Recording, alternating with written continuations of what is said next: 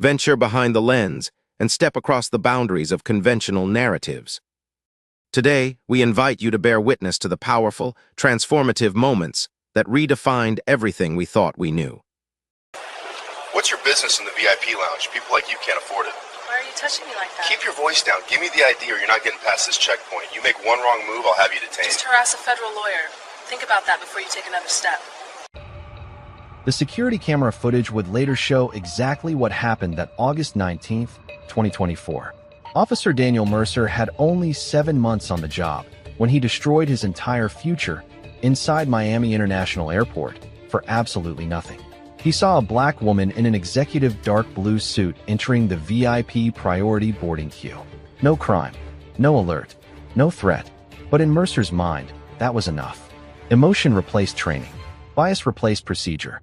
Suspicion replaced law. That black woman was attorney Breanna Lewis, a respected federal DOJ lawyer who spent nearly 2 decades holding police departments accountable in federal courtrooms. What happened next would detonate national outrage, force congressional commentary, and ultimately cost this rookie cop $30 million. Before we continue, where are you watching from? If this is your first time here, please hit that subscribe button. Stories like these need to be shared, and your support helps us bring more truth to light.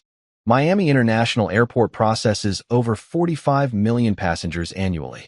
It's a sprawling complex of terminals, gates, security checkpoints, and retail spaces that operate with mechanical efficiency.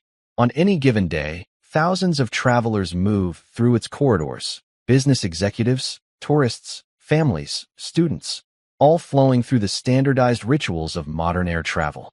August 19, 2024 was unremarkable by airport standards. The morning shift was routine. Flights departed on schedule. Security lines moved steadily. The air conditioning fought against the Miami heat that pressed against the terminal windows. Officer Daniel Mercer was assigned to Terminal D that morning. He wore the uniform of the Miami-Dade Police Department's Airport Division. 7 months into the job. Still in his probationary period. Still learning the rhythms of airport security, the jurisdictional boundaries between local police and federal TSA, the protocols for responding to actual threats versus perceived irregularities. Mercer was 25 years old. His academy performance had been adequate but unremarkable. His field training reports noted a tendency toward overconfidence that didn't match his limited experience. His supervisors had flagged concerns about his judgment in ambiguous situations, a preference for action over assessment, intervention over observation. But none of that had prevented him from receiving a badge, a weapon, an assignment to one of the busiest airports in the United States. Mercer stood near the VIP priority boarding queue for Gate D12. The queue served first-class passengers and airline loyalty program elite members. It was shorter than the main boarding line, moving faster, occupied by travelers who carried themselves with the assured posture of people accustomed to preferential treatment. Attorney Breanna Lewis approached the VIP queue at approximately 9:47 a.m. She wore a tailored dark blue suit. Executive cut. Professional. Her carry-on bag was leather, wheeled efficiently behind her. Her boarding pass was already pulled up on her phone. Everything about her presentation communicated competence, purpose, and belonging. Lewis was 43 years old. She had spent 17 years with the Department of Justice's Civil Rights Division. Her specialty was police misconduct litigation. She had prosecuted cases under 18 U.S.C. Section 242, criminal civil rights violations committed by law enforcement officers. She had secured convictions against officers who had used excessive force, conducted unlawful searches, and violated citizens' constitutional rights under color of law. She knew the law. She knew police procedures. And she knew exactly what lawful authority looked like, and what it didn't. Lewis was returning to Washington, D.C. from a 3-day conference in Miami, focused on prosecutorial strategies for addressing systemic police violence. She was tired. The conference had been intense. Panel discussions, case reviews, strategy sessions that stretched late into the evening. She just wanted to board her flight, settle into her seat, and decompress during the 2-hour journey home. She stepped into the VIP queue behind 2 other passengers. She glanced at her phone, checking the time. Boarding would begin in 15 minutes. Officer Mercer watched her join the line. Something shifted in his posture. His head tilted slightly. His eyes tracked her movement with focused attention. The security camera footage from the terminal would later capture this moment, the exact second when Mercer decided that Lewis required investigation. She hadn't run, hadn't looked around nervously, hadn't exhibited any behavior that would constitute reasonable suspicion under Fourth Amendment standards. She was simply standing in a queue designated for first-class passengers and airline elite members. But in Mercer's assessment, that required explanation. The internal justification loop that occurs in these moments is rapid and largely unconscious. The officer sees something that doesn't match their expectations. Their brain searches for explanations. Bias provides the easiest narrative. This person doesn't belong here, which means they're probably doing something wrong, which means intervention is justified. It's circular reasoning, but it feels like logic to the person experiencing it. Mercer left his position and walked toward the VIP queue. His stride was deliberate, purposeful, the body language of someone who has decided that action is required. Lewis noticed him approaching. She looked up from her phone with the neutral expression of someone accustomed to navigating public spaces. Not concerned, not alarmed, just aware that a police officer was walking in her direction. Mercer stopped directly in front of her, blocking her position in the queue. "Excuse me, ma'am," he said, his tone carrying that particular blend of false courtesy and implicit challenge that officers use when they want compliance without having to explicitly demand it. Lewis met his eyes. "Yes, officer. Can I see your boarding pass and identification?" It was phrased as a question, but the expectation of compliance was absolute. Lewis' expression shifted slightly, not to anger, not to fear, but to recognition. She had prosecuted cases that began exactly like this. She knew the pattern. "Is there a problem?" she asked, her voice professionally neutral. "I'm conducting a security check," Mercer replied. "A security check of what?" "I'm standing in a designated boarding queue for first-class passengers. I haven't violated any airport policy or security protocol." Mercer's jaw tightened fractionally. He wasn't accustomed to having his authority questioned, especially not by civilians, especially not in the first 15 seconds of an encounter. "Ma'am, I need to see your boarding pass and ID. Now." The now was the tell. The moment where request became command, where the pretense of voluntary cooperation dissolved into demand. Lewis calculated her options. She could comply, hand over her identification, let this officer run his checks, endure the humiliation of being singled out in front of other passengers, accept the violation and move on with her day. Or she could assert her rights, require this officer to articulate legal justification, force him to operate within constitutional bounds. She had spent 17 years at the DOJ teaching officers that citizens have rights, that authority requires justification, that the badge doesn't grant unlimited power, and she refused to surrender those principles just because she was the one being targeted. Is this where bias becomes a pretext to manufacture suspicion? "Officer, on what legal basis are you requesting my identification?" Brianna Lewis asked, her voice steady and clear. Daniel Mercer took a small step closer, narrowing the physical space between them. It was a dominance technique. Subtle but deliberate. Use proximity to create pressure. Make the target feel uncomfortable. Increase the likelihood of compliance. "I don't need to explain myself to you," Mercer said. "Airport security. That's my basis. Airport security handled by TSA is located at the security checkpoints," Lewis replied calmly. "I've already passed through federal screening. I'm now in a secure area of the terminal, standing in a designated boarding queue. Your local law enforcement, not TSA. So I'm asking again, what specific security concern justifies this stop?" Other passengers in the VIP queue were watching now. The interaction had captured attention. Phones were being pulled from pockets. The moment was being documented. Mercer's face flushed slightly. He was being corrected, publicly, by someone who clearly understood jurisdictional boundaries better than he did. "Ma'am, if you don't cooperate, you're not getting on that plane," he said, his voice harder now. "Cooperate with what? You haven't articulated any lawful basis for this encounter." Mercer reached out and grabbed Lewis' arm just above the elbow.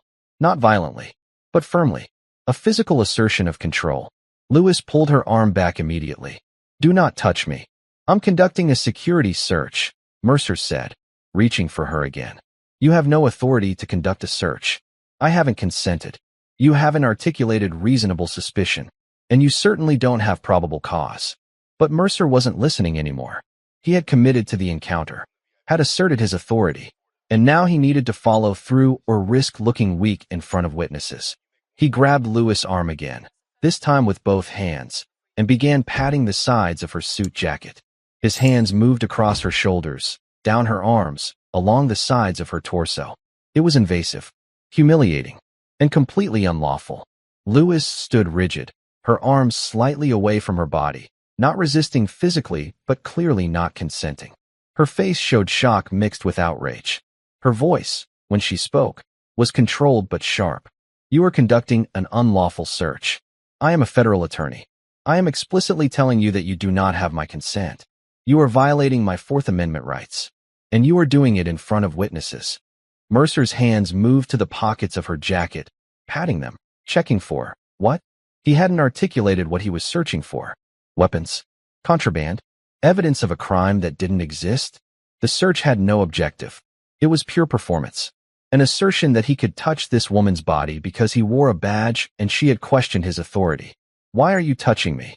Lewis asked, her voice rising slightly now, emotion breaking through the professional composure. "What crime do you think I've committed? What are you looking for?" Mercer didn't answer. He stepped back, having completed his invasive pat-down, and looked at her with an expression that suggested he had been perfectly reasonable and she was the one making this difficult. "Your boarding pass and ID," he repeated. The passengers in the VIP queue were openly recording now. Multiple phones, multiple angles. The gate agent at the desk was on her communication device, likely calling a supervisor. The encounter had escalated beyond what anyone had expected. Lewis' hands were shaking slightly, not from fear, from fury, from the violation of having her body touched without consent by someone who believed a badge granted him that right. She had prosecuted officers for this exact conduct, had argued in federal court that unlawful searches violate fundamental dignity, had secured convictions and settlements for victims who had experienced what she was experiencing right now. But intellectual understanding and personal experience are not the same thing. The violation felt different when it was happening to her. Should a citizen ever have to explain basic bodily autonomy to a trained officer? To understand why Officer Mercer's conduct was unlawful from the moment he touched Brianna Lewis, you need to understand the jurisdictional boundaries that govern airport law enforcement. Transportation Security Administration officers, TSA agents, operate under federal authority. They conduct security screening at designated checkpoints. Their authority is limited but specific. They can search passengers and their belongings as a condition of entering the secure area of the airport. This is considered an administrative search, and by presenting yourself for boarding, you consent to it. But once you pass through TSA screening and enter the secure area of the terminal, that authority ends. You've been cleared. You're in a controlled space where everyone has already been screened. Local law enforcement officers assigned to airports, like Officer Mercer, operate under different rules. They're governed by the same constitutional standards as any other police officer. They need reasonable, articulable suspicion to conduct an investigatory stop. They need probable cause to make an arrest. And they need either consent, a warrant, or an exception to the warrant requirement to conduct a search. Officer Mercer had none of these things. He approached Lewis without reasonable suspicion. She hadn't committed any crime. She hadn't exhibited any suspicious behavior. She was standing in a designated queue for first-class passengers, which she had every right to do. He demanded identification without legal justification. Simply being in an airport doesn't eliminate your Fourth Amendment rights. Officers can't demand ID from passengers who have already cleared security and are waiting to board unless they have specific, articulable facts suggesting criminal activity. And he conducted a physical search without consent, without a warrant, and without any legal exception that would justify touching her body. This wasn't a Terry frisk for weapons. Mercer didn't articulate any belief that Lewis was armed and dangerous. He didn't claim to fear for his safety. He simply decided that her refusal to immediately comply with his demands justified putting his hands on her. Under Fourth Amendment case law, this is unequivocally unlawful. The Supreme Court has held repeatedly that the government cannot conduct searches without individualized suspicion. That bodily searches are among the most intrusive forms of government action. That consent must be voluntary, not coerced through the implicit threat of force. Mercer violated every one of these principles. But here's what makes this case particularly significant from a legal perspective. Unlawful searches often multiply liability risk faster than even violent force cases. When an officer uses excessive physical force, the legal analysis focuses on whether the force was objectively reasonable given the circumstances. Courts give officers some leeway in rapidly evolving situations where split-second decisions are required. But unlawful searches don't happen in split seconds. They're deliberate, calculated. The officer has time to think, to assess, to consider whether their actions are legally justified. Mercer had time. Lewis explicitly told him he was violating her rights. She stated clearly that she did not consent. She identified herself as a federal attorney, and he proceeded anyway. That's not a split-second error in judgment. That's willful violation of clearly established constitutional rights. And willful violations destroy qualified immunity defenses. They open officers to personal liability. They expose departments to massive settlements. They create the kind of legal exposure that makes city attorneys panic. The legal framework governing Mercer's conduct was well established. Terry v. Ohio defined investigatory stops. Florida v. Royer clarified that airport encounters require the same constitutional protections as any other police interaction. Brenlin v. California confirmed that passengers have standing to challenge unlawful seizures. Every one of these cases was decided decades before Mercer put on a uniform. The law was clear. The training should have been clear. The constitutional boundaries were not ambiguous. Mercer chose to ignore them, and that choice would cost him everything. If police don't know where their authority stops, how can the public ever feel safe? Breanna Lewis stood in the VIP boarding queue with her arms at her sides, breathing carefully, forcing her professional training to override the anger and humiliation coursing through her. Officer Daniel Mercer was still standing in front of her, blocking her path, waiting for compliance that he believed was inevitable. Other passengers watched in uncomfortable silence. The gate agent was off to the side, speaking rapidly into her communication device. Security cameras captured everything from multiple angles. Lewis made a decision. She reached into her suit jacket pocket slowly, making sure her movements were visible and deliberate. She pulled out a black leather credential case and held it at chest height where Mercer and the surrounding cameras could see it clearly. She opened the case. Inside was her Department of Justice identification card bearing the seal of the United States government. Next to it was her federal prosecutor badge. Below that was her federal bar credential authorizing her to practice in federal courts nationwide. She held the case steady, her hand no longer shaking, her voice absolutely level when she spoke. My name is Attorney Breanna Lewis. I am a federal prosecutor with the Department of Justice's Civil Rights Division. I have spent 17 years investigating and prosecuting law enforcement officers for civil rights violations. I specialize in cases involving unlawful searches, excessive force, and misconduct committed under color of law. She paused, letting the words settle. You approached me without reasonable suspicion. You demanded identification without legal justification. You conducted a physical search of my body without my consent, without a warrant, and without any legal exception that would authorize such contact. You violated my Fourth Amendment rights. You did it deliberately after I explicitly informed you of the constitutional violations you were committing, and you did it in front of multiple witnesses while being recorded from several angles. Mercer's face had gone pale. His mouth opened slightly, but no words came out. His hands dropped to his sides. The aggressive posture collapsed into something closer to shock.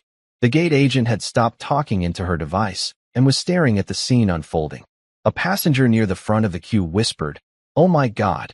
Another voice from farther back, "He just searched a DOJ lawyer?" Lewis closed her credential case, but didn't put it away.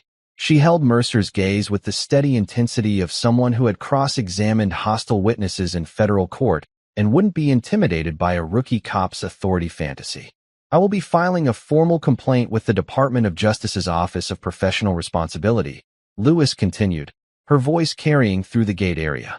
I will be filing a complaint with the Miami-Dade Police Department's Internal Affairs Division. I will be filing a civil rights lawsuit under 42 U.S.C. Section 1983 for violations of my constitutional rights.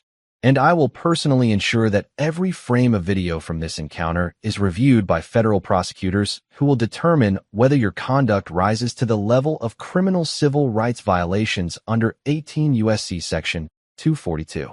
Mercer took a step backward. His hand moved to his radio, but he seemed uncertain what to do with it. Call for backup? Report the encounter? Admit what he had just done? An airport supervisor was approaching now, alerted by the gate agent's call. A middle-aged man in a white shirt with supervisor insignia, walking quickly but not running, trying to assess the situation before arriving.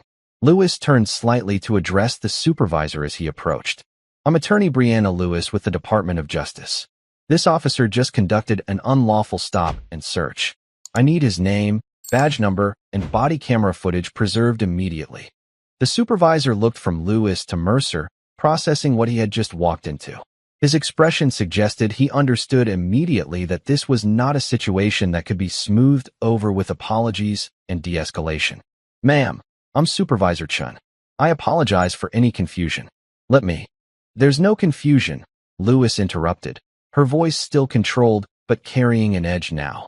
Officer Mercer approached me without cause, demanded identification without legal justification, and physically searched my body without consent after I explicitly informed him he was violating my constitutional rights. This isn't confusion. This is misconduct, and it will be documented, investigated, and prosecuted as such. Supervisor Chun turned to Mercer. Is your body camera active? Mercer nodded weakly. Good. Don't turn it off. Return to the security office immediately and wait there. Don't speak to anyone about this incident except internal affairs investigators. Do you understand? Mercer nodded again and walked away, his stride no longer confident, his shoulders hunched, the visible posture of someone who had just realized they destroyed their career. Lewis watched him go. She was still holding her credential case. Her hands had stopped shaking, but the adrenaline was still there, keeping her alert, focused, professional. The supervisor turned back to her. Ma'am, I sincerely apologize for what just occurred. I want to assure you that this will be investigated thoroughly and save the institutional response for the formal investigation, Lewis said, cutting him off. Right now I need you to preserve all video footage from terminal cameras, gate cameras, and Officer Mercer's body camera. I need his full name and badge number. And I need confirmation that he's being removed from active duty pending investigation. Chin nodded, pulling out his phone to make calls. The machinery of institutional response was activating, but Lewis knew from experience that without external pressure, investigations often died quietly in administrative review. This one wouldn't, because she had the expertise, the resources, and the determination to ensure accountability. The passengers in the VIP queue had been silent throughout the exchange.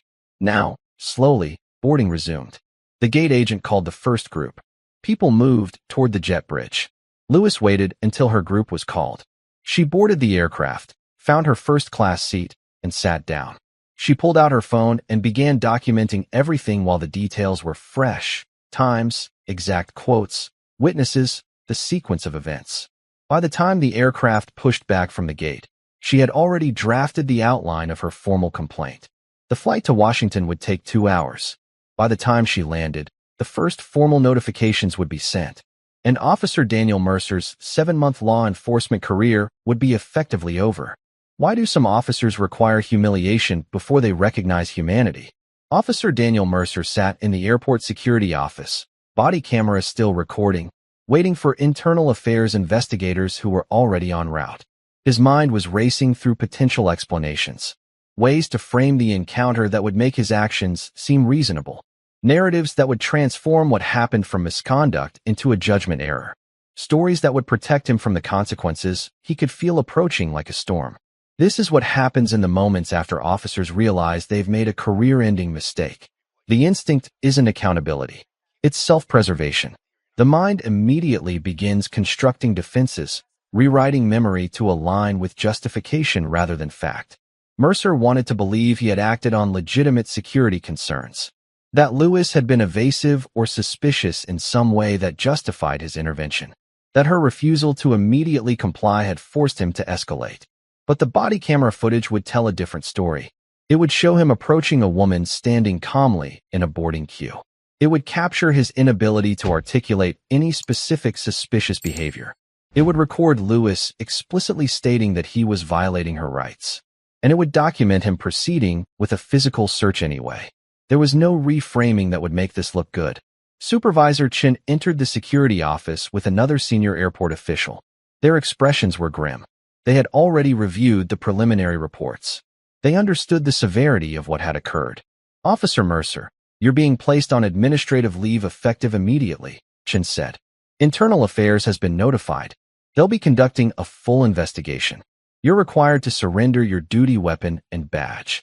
You will not discuss this incident with other officers or anyone outside of official interviews. Do you understand?" Mercer nodded. His throat was tight. This was real. This was happening. "I was just doing a security check," he said, the words sounding weak even to himself. She was acting suspicious. "Don't," Chin interrupted sharply. "Don't make statements that aren't documented. Wait for IA. Speak with your union representative. But do not try to construct a narrative right now that you think will help you." The cameras captured everything. That was the reality sinking in. The cameras captured everything. His approach. His demands. Lewis identifying herself as a federal attorney. The physical search. All of it documented from multiple angles with audio that would leave no ambiguity about what was said. Mercer handed over his badge and weapon.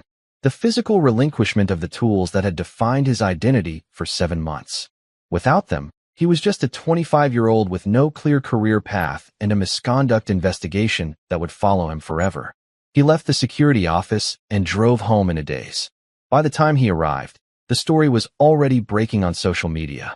Passengers who had recorded the encounter were posting videos. Legal commentators were analyzing the footage. Civil rights organizations were issuing statements. The video showed everything. Mercer approaching Lewis without cause. Her calm responses. His escalation. The unlawful search. And then the moment she revealed her DOJ credentials and his body language collapsed. The comments were brutal. Thousands of people weighing in, most expressing outrage, some defending Mercer as a young officer who made a mistake, but the overwhelming sentiment was condemnation. By evening, national news outlets had picked up the story. "Rookie cop searches DOJ civil rights prosecutor" was the headline across multiple platforms. The irony was too perfect to ignore. An officer who specialized in prosecuting police misconduct being subjected to the exact behavior she had spent her career fighting. The Miami-Dade Police Department issued a statement. It was carefully worded, acknowledging that an incident had occurred, confirming that an investigation was underway, and emphasizing the department's commitment to constitutional policing. But statements don't undo video evidence. Attorney Breanna Lewis landed in Washington and immediately filed her formal complaint with the DOJ's Office of Professional Responsibility. The complaint was detailed, precise, and supported by video evidence. It wasn't a request for internal review. It was a demand for action. She also retained a private civil rights attorney to handle the federal lawsuit she would be filing against Mercer and the Miami-Dade Police Department. This wasn't about money for Lewis. She earned a federal salary. She didn't need a settlement. But she understood that without financial consequences, departments don't change. Trainers don't get replaced. Hiring standards don't get raised. Cultural problems don't get addressed. Institutional change requires institutional pain. And that pain typically comes in the form of massive settlements that force budget conversations that reach city councils and police commissioners. The internal affairs investigation proceeded rapidly. Mercer was interviewed. He had a union attorney present. The attorney tried to frame the encounter as a misunderstanding, a rookie error, an example of insufficient training rather than malicious intent. But intent doesn't matter in civil rights cases. The Supreme Court has held that officials can be liable for constitutional violations regardless of their subjective intent if they knew or should have known that their actions violated clearly established rights. Mercer should have known. Lewis had told him explicitly that he was violating her rights. She had cited the Fourth Amendment. She had refused consent, and he had proceeded anyway. That's not lack of training. That's deliberate violation. The investigation concluded within 3 weeks. The findings were unequivocal. Mercer had conducted an unlawful stop and search. He had violated department policy. He had committed constitutional violations. His actions warranted immediate termination. Mercer was fired. His law enforcement career ended before his 8th month on the job. And unlike officers who are quietly terminated and moved to other departments, Mercer's misconduct was now part of the viral public record. He would never work in law enforcement again. Do systems protect truth, or do systems protect each other? Attorney Breanna Lewis filed her federal civil rights lawsuit in the United States District Court for the Southern District of Florida. The complaint was filed under 42 U.S.C. Section 1983, the primary statute allowing individuals to sue state actors for constitutional violations. The defendants were Officer Daniel Mercer, individually, and the city of Miami-Dade County. The complaint alleged multiple violations. First, a Fourth Amendment claim for unlawful seizure and search. Lewis argued that Mercer had stopped her without reasonable suspicion and conducted a physical search without consent or legal justification. Second, a 14th Amendment claim for violation of equal protection. The complaint argued that Mercer had targeted Lewis based on her race, subjecting her to scrutiny and search that white passengers in the VIP queue did not face. Third, a claim of assault and battery under Florida state law. Mercer had touched her body without consent and without legal authority, which constitutes unlawful touching under civil law regardless of his status as a police officer. Fourth, a claim of intentional infliction of emotional distress. The complaint detailed the humiliation, violation, and trauma of being publicly searched by an officer who ignored her explicit assertions of rights and continued touching her body despite her protests. The complaint sought compensatory damages for the constitutional violations and emotional harm. It sought punitive damages to deter future misconduct. And it sought injunctive relief requiring the Miami-Dade Police Department to implement reforms in training, supervision, and accountability mechanisms. The city's initial response was predictable. They filed a motion to dismiss, arguing qualified immunity for Officer Mercer. The argument was that the law regarding searches in airport settings was not sufficiently clear for Mercer to know his conduct was unlawful. It was a standard defense. Qualified immunity has become a nearly insurmountable barrier in many civil rights cases, protecting officers even when they commit clear constitutional violations. But this case was different, because the victim wasn't a typical plaintiff. She was a federal prosecutor who specialized in qualified immunity litigation. Lewis' opposition brief was surgical. She cited decades of case law establishing that suspicionless stops and searches violate the Fourth Amendment. She quoted Terry v. Ohio, Florida v. Royer, and numerous circuit court opinions that had addressed airport searches. She demonstrated that the constitutional principles Mercer violated were clearly established long before he became an officer. She also pointed out that Mercer had been explicitly informed during the encounter that he was violating her rights. He had been given real-time notice that his conduct was unlawful, and he had proceeded anyway. That destroys qualified immunity.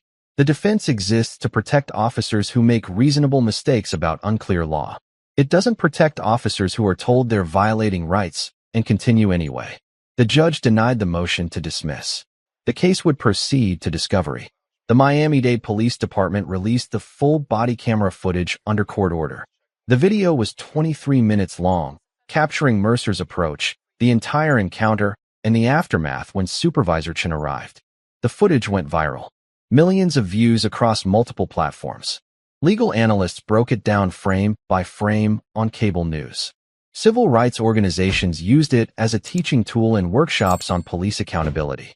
The video was devastating to any defense Mercer might mount. It showed a calm, professionally dressed woman standing in a boarding queue being approached without cause. It captured her measured, articulate responses. It documented her explicit statements that Mercer was violating her rights. And it recorded the unlawful search of her body. There was no way to watch that footage and conclude that Mercer had acted reasonably. Discovery proceeded. Mercer was deposed. His testimony was halting and defensive. When asked why he approached Lewis, he struggled to articulate specific behavior that had raised his suspicion. He admitted she hadn't been running, hadn't been looking around nervously, hadn't been doing anything that would typically warrant police attention. She just seemed out of place, he finally said. Out of place how? Lewis' attorney asked. I don't know. Just out of place. In a VIP boarding queue? Yes. And what about her appearance made her seem out of place? Mercer hesitated. He understood where the question was leading. I can't really say. Was it her race, Officer Mercer? No.